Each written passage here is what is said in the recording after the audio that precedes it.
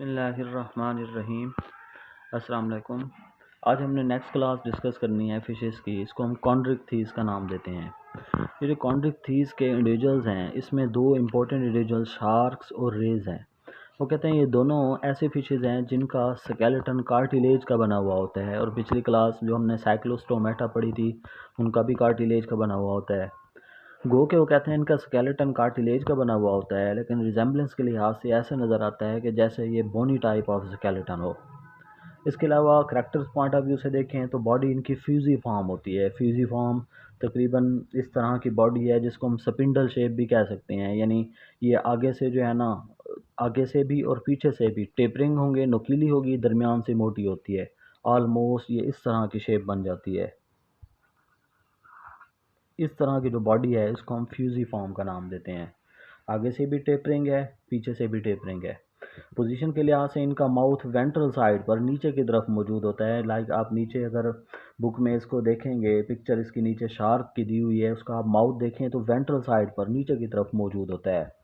इसके अलावा इनके माउथ के अंदर ऑल्फैक्टरी सैक्स इनकी माउथ की केविटी के साथ कनेक्टेड नहीं होती। ऑल्फैक्टरी सैक्स ऐसी स्ट्रक्चर्स होती हैं, ये नर्वस सिस्टम का आप कह सकते हैं कि हिस्सा होती हैं, जो कि इनको स्मेल करने में हेल्प करती हैं। इसके अलावा इनके पास स्केल्स पाए जाते हैं जिनको हम प्लेकॉइड स्केल्स का नाम देते हैं। इनकी बॉडी के ऊपर मौजूद होते हैं। स्केल्स के बारे में हम आगे अगली क्लास में डिस्कस करते हैं डिटेल में। इसके अलावा स्केलेटन हमने कहा कार्टिलेजिनियस होता है। डाइजेस्टिव सिस्टम के पास स्टमक मौजूद होता है, और जो कि जे शेप स्टमक होता है। इनके ये जो करैक्टर्स हैं ना, ये आपने ख़ास तौर पर एमसीक्यूज़ के लिए याद रखना है, क्योंकि हमने पिछली जो डिस्कस की थी हमने पढ़ा था कि उसमें कि उनके पास स्टमक नहीं होता। तो याद रखना है किन के पास स्टमक नहीं होता और किन के पास होता है, और जे शेप होता है, वो कॉन्ड्रिक थीस होती हैं। सर्कुलेटरी सिस्टम की बात करें तो उनके अंदर एओर्टा वो पोर्शन होता है जो कि हार्ट से पहले डक्ट अराइज होती है। लाइक हम ह्यूमंस में भी इसको डिस्कस कर चुके हैं। वहाँ से कई सारी ब्रांचेज अराइज होती हैं। यानी अगर मिसाल के तौर पर ये इनका हार्ट है, तो हार्ट से ये ऊपर एओर्टा होगी, फिर एओर्टा से बहुत सारी ब्रांचेज अराइज होंगी। ये जो ब्रांचेस हैं इनको हम एओर्टिक आर्चेस का नाम देते हैं। बट याद रखना है ये इस तरह की शेप की नहीं होगी। मैंने सिर्फ समझाने के लिए इस पॉइंट ऑफ व्यू से बताया है कि इनके अंदर कई सारी एओर्टिक आर्चेस मौजूद होती हैं। उसके बाद इनके पास गिल्स मौजूद होते हैं। 5 to 7 पेयर ऑफ गिल्स मौजूद होते हैं। पिछले में हमने पढ़ा था 6 to 14 पेयर ऑफ गिल्स हैं। ये भी हमसे कुछ याद रखना है। इनके पास स्विम ब्लेडर एब्सेंट होता है। स्विम ब्लेडर क्या है, ये अगले टॉपिक में हम डिस्कस करते हैं। सेक्सेस के लिहाज से सेपरेट होते हैं, और ओवीपेरस और वीवीपेरस दोनों हो सकते हैं। यानी ये एग भी ले करते हैं और बच्चे भी पैदा करते हैं। इसके अलावा साइज़ के लिहाज से वो कहते हैं वेल्स के से हटकर जो शार्क्स हैं ये तकरीबन लार्जेस्ट ऑफ लिविंग वर्टिब्रेट, यानी वर्टिब्रेट में से साइज़ के लिहाज से सबसे बड़ी होती हैं। उसके बाद वेल होते हैं, बट वेल फिशेस की कैटेगरी में नहीं आते, वो मैमल्स के कैटेगरी में आते हैं। साइज़ के लिहाज से 30 to 50 फीट इन लेंथ हो सकते हैं। एमसीक्यूज़ के लिए भी आता है। दो इनके इंपॉर्टेंट इंडिविजुअल्स हैं, इनमें एक स्केट और रेज है। ये बॉटम डिवेलिंग फिशेज़ हैं।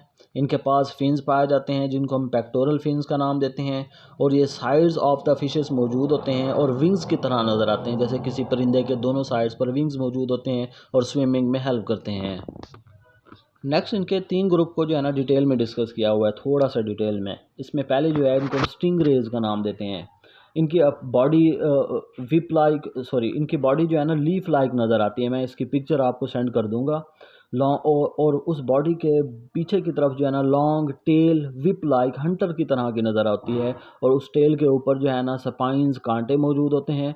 और जब कोई एनिमल उनके ऊपर अटैक करता है तो उस टेल की मदद से उसके ऊपर अटैक करके उसके अंदर डेंजरस टाइप्स ऑफ वाउंड्स भी प्रोड्यूस कर सकते हैं, और डेथ ऑफ द प्रीडेटर का भी सबब बन सकते हैं। यानी जो शिकारी बड़ी फ़िश या छोटी फ़िश इनके ऊपर अटैक करे तो ये उल्टा उनकी डेथ का भी सबब बन सकते हैं।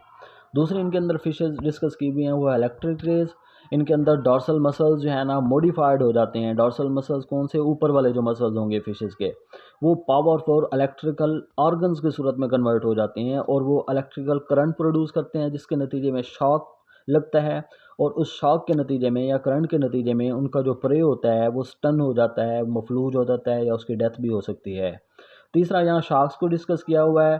शार्क्स हाईली डिस्ट्रक्टिव होते हैं, ये फिशेस को, लोबस्टर को और क्रैब्स को अपनी खुराक के तौर पर इस्तेमाल करते हैं। प्लस इसके अलावा जो है कमर्शियली शार्क्स बहुत इंपॉर्टेंट है, जो अक्सर शॉर्ट क्वेश्चंस के लिए भी आती हैं। इस फिशेस की अक्सर बातें शॉर्ट और एमसीक्यूज के लिए आती हैं। कमर्शियली में वो कहते हैं हम शार्क से जो है ना लिवर ऑयल एक्सट्रैक्ट करते हैं और उसको मेडिसन में और इसके अलावा विटामिन ई और डी के सोर्स के तौर पर भी इस्तेमाल किया जाता है। इसके अलावा स्किन ऑफ शार्क को आर्टिकल्स जो है ना आप कह सकते हैं नुमाइशी जो छोटे छोटे प्रोडक्ट्स होते हैं घरों में रखने वगैरह के लिए भी इस्तेमाल किए जा सकते हैं।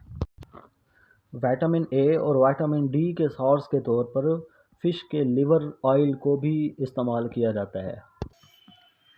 नेक्स्ट जो इसकी क्लास है इसको हम ऑस्ट्रिकथीस का नाम देते हैं। बोनी फिशेस भी कहलाई जाती हैं। इनका जो स्केलेटन है वो बोनी टाइप होता है। इनके अंदर नोटोकॉर्ड जो है ना लाइफ टाइम के कुछ अरसे तक रहती हैं, फिर उसके बाद वो वर्टिब्रल कॉलम की सूरत में कन्वर्ट हो जाती हैं और बाकी जो स्ट्रक्चर बचती है नोटोकॉर्ड की वो छोटे छोटे पार्ट्स की सूरत में लिमिटेड अमाउंट में इनकी बॉडी के अंदर मौजूद होती है।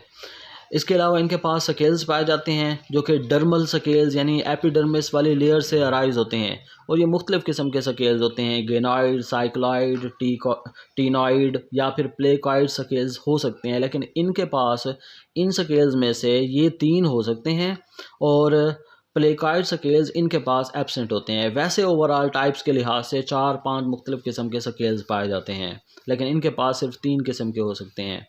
इसके अलावा इनके पास फिन्स जो हैं जो कि इनको स्विमिंग में, टर्न प्रोड्यूस करने में, ऊपर नीचे स्विम करने में हेल्प करते हैं, वो सिंगल स्विम फिन्स की सूरत में भी हो सकते हैं या पेयर्ड फिन्स की सूरत में भी हो सकते हैं।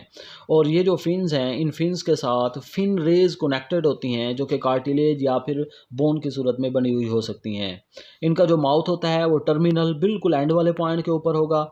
इसके अलावा माउथ के अंदर जाज भी मौजूद होते हैं, या तो जाज टीथ के साथ मौजूद होते हैं या फिर ये विदाउट टीथ मौजूद हो सकते हैं। गिल्स की अगर हम बात करें तो इनके पास गिल्स और गिल्स के साथ कनेक्टेड आर्क्स मौजूद होती हैं जिनको हम गिल आर्किस का भी नाम देते हैं और इन गिल्स के ऊपर अपर क्यूलम मौजूद होता है। पहले जो हमने फिशेस का ग्रुप डिस्कस किया था वहाँ हमने पढ़ा था कि उनके पास अपर क्यूलम एब्सेंट होता है। ये एमसीक्यूज के लिए याद रखना है।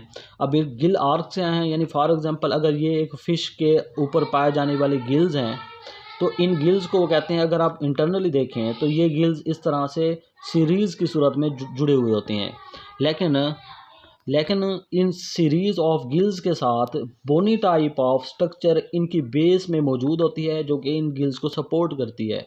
इस स्ट्रक्चर को हम गिल आर्किस का नाम देते हैं। प्लस इसके अलावा स्विम ब्लेडर क्या है? ये एक्चुअली सैक लाइक स्ट्रक्चर होती है जो कि इन कुछ फिशेस के अंदर फेरेंक्स के साथ, डाइजेस्टिव सिस्टम के साथ कनेक्टेड होती है या कुछ के अंदर उसके साथ कनेक्शन के तौर पर नहीं, अलहदा मौजूद होती है।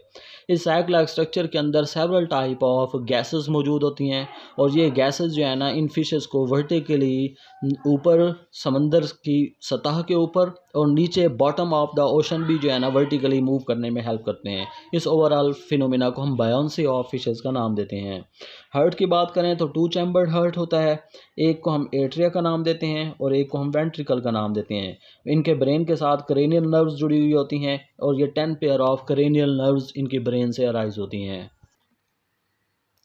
लास्ट में जो है ना इनके सेक्सेस सेपरेट होते हैं, गोनेड्स पेयर्स की सूरत में पाए जाते हैं और फर्टिलाइजेशन इनके अंदर एक्सटर्नल होती है। हम स्केल्स के बारे में डिस्कस कर रहे थे। स्केल्स एक्चुअली ये स्किन के ऊपर जो है ना प्रोड्यूस होते हैं, एपिडर्मिस सेल्स की मॉडिफिकेशन ही है और इनको ये नाम उनकी शेप की बेस पर दिया जाता है और किसी हद तक थिकनेस या कंपोजिशन के बेस पर भी दिया जाता है। गेनाइड स्केल तकरीबन इस तरह से नज़र आते हैं, साइक्लॉइड इस तरह से साइक्लिक फॉर्म में तकरीबन नज़र आते हैं, टीनॉइड इस तरह से नज़र आते हैं और जो प्लेकॉइड स्केल्स हैं वो इनके पास होते हैं। और इन ग्रुप के पास साइक्लॉइड, गेनाइड और टीनॉइड हो सकते हैं बट प्लेकॉइड स्केल्स एब्सेंट होते हैं। ये इन फिशेस के अंदर जो है ना पाए जाने वाले फिन्स हैं और इसके अलावा ये इनका स्विम ब्लेडर है जो कि डाइजेस्टिव सिस्टम के साथ कनेक्टेड नहीं है। ये इनका हार्ट है, 1 चैम्बर ये है, दूसरा चैम्बर ये है।